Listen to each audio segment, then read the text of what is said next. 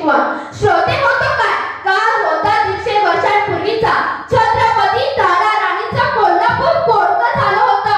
राज्य होतं पण कर्तव्य राजाच नव्हता. मंदिर होतं पण गाभाऱ्यात देवच नव्हता. कोल्हापूर संस्थाच्या इतिहासात एक अंधार युगच नांदत होतं.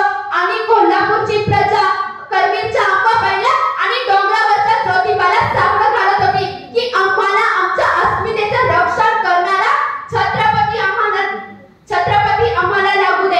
कोल्हापूरच्या अंबाबाईला आणि डोंगरावरच्या ज्योतिबांना रयतेच्या हृदयाची हाक ऐकली आणि छत्रपती शाहू महाराज हे कोल्हापूर जिल्ह्याचे छत्रपती झाले. मित्रहो, छत्रपती राजश्री शाहू महाराज जेव्हा त्यांच्या अधिकार पदावर विराजमान झाले तेव्हा एकीकडे स्वातंत्र्याचा वणवा पेटला होता आणि दुसरीकडे ब्रिटिशांविरुद्ध भारतीयांचा असंतोष शिगेला पोहोचला होता. जाती, विषमता, उच्च नीचता आणि अस्पृश्यता यामध्ये सामान्य प्रजा भरडली जात होती. अशी ही हृदय पिळवटून टाकणारी परिस्थिती पाहून छत्रपती राजश्री शाहू महाराज गहिवरून गेले. परंतु प्रजेसाठी गहिवरून जाणारा राजा मनाने मात्र तितकाच खंबीर, कठोर आणि करारी होता. मित्रहो, छत्रपती राजश्री शाहू महाराज यांचे व्यक्तिमत्व हे बहुआयामी होते.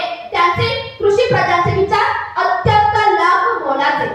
1902 मध्ये छत्रपती राजश्री शाहू महाराजांनी युरोप दौरा केला. तेथील भौतिक सुखे पाहून ते समृद्ध व संपन्न झाले. तेथील धरणे पाहून ते असे म्हणाले की आपणही आपल्या भागात अशी धरणे बांधून आपले राज्य समृद्ध व संपन्न का करू नये.